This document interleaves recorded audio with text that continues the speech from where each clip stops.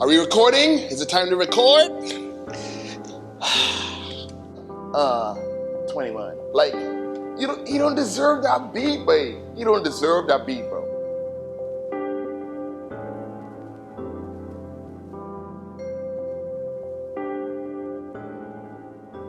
If not, then we get stuff from B&H and get stuff from Alabama. It's all New York anyways. Yeah, cool. We picking up. Yeah, okay, bro. All right, yeah. Yeah. Just let it run. Yeah.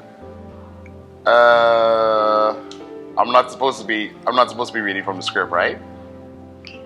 Ooh, okay, let's try this. The next thing I'm supposed to say is, oh, that's a close-up shot. All right, cool. I forgot to change the frame rate. What you mean you forgot to change your frame rate or what? Oh, what did he say? Want it all. I want it all. I didn't leave a breadcrumb. 21. Want it all, I won't leave a breadcrumb. Let's get it. I honestly hate using AI, which is a lie because I love using it in my work. What's going on, everybody? My name is Sherrod Lightborn. I'm a commercial and portrait photographer based here in Nassau, the Bahamas. And today, I think there's something that we need to talk about. So I always try to be unique and creative in my work. I'm intentional about learning new techniques, learning new tips on how to enhance my photography. Because in today's world, your Snapchats and TikToks and Instagrams, the filters and the apps that these phones are coming with are so incredible that you can take a photo and with the snap of a finger, turn it into anything you want. We are losing the true art form, people. I'll admit, I have fallen victim to this AI craze, but that's only because I love using the new AI tools in Photoshop. So today, I'm gonna show you guys exactly what I do.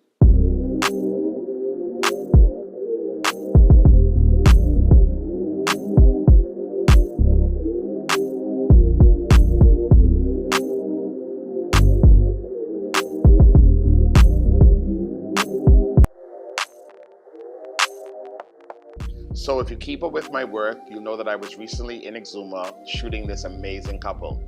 This is one of the images from that session. I've already added everything I needed to add in AI. So now I'm gonna walk you through all of the steps that I took to help this image pop. So I looked at my photo and I assessed it to see what I could do to enhance this even more. I looked at these remaining footprints in the sand over here, and I looked at the surroundings like the sky, the water, and these keys, and determined what I could do to clean this up or make it pop even more.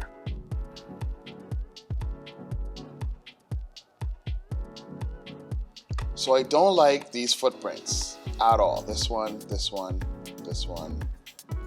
All of these footprints in the sand are not, I'm not interested in them at all.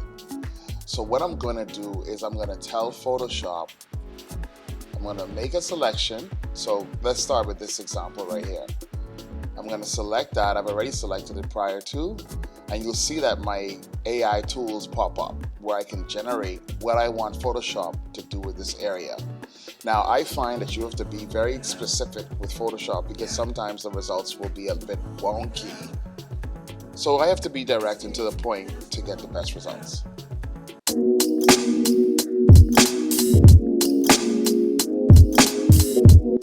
So we have our selection made, and I'm gonna go in and type what I want the AI to do to the sand. So if you look closely, let's go and have that selection, pull that selection back up. So if you look here, you'll see the AI tool that's right here on the screen. So I'm gonna type in something like remove. You can type erase, you can type smooth sand. And when I tell Photoshop what to do, it's gonna generate a certain number of results.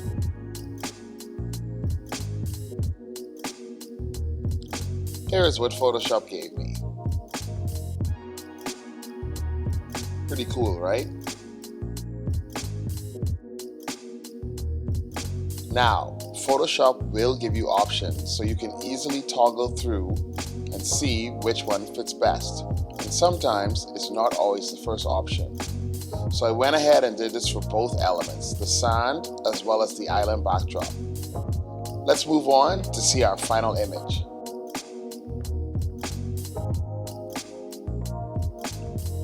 So now that I see everything in full, I'm going to tweak those elements to fit the overall aesthetic of the image. So I'm going to toggle through the island prompts, and I'm going to toggle through the footprints in the sand until I find the look that's the most authentic, the most clean, and the most realistic. For me, that's just my style. I prefer less is more. So as you can see now, I'm going through the islands and I'm really gonna end up selecting the one that just fits my overall theme the most. I really like this one here. It's not as obvious as the others. So you can tweak your image in the end, and then really it'll come down to preference. It'll come down to your own imagination. It'll come down to your own creativity. And at the end of the day, that's what matters most when using AI.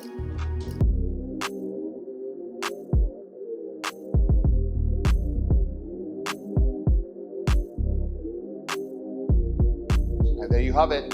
AI, it's the future of everything. And I believe as a photographer, combining your AI skills with your actual skills is only going to increase the value of the finished work. It's up to you to use your imagination and creativity to make the work stand out. That's it. Until the next one, I'll see you guys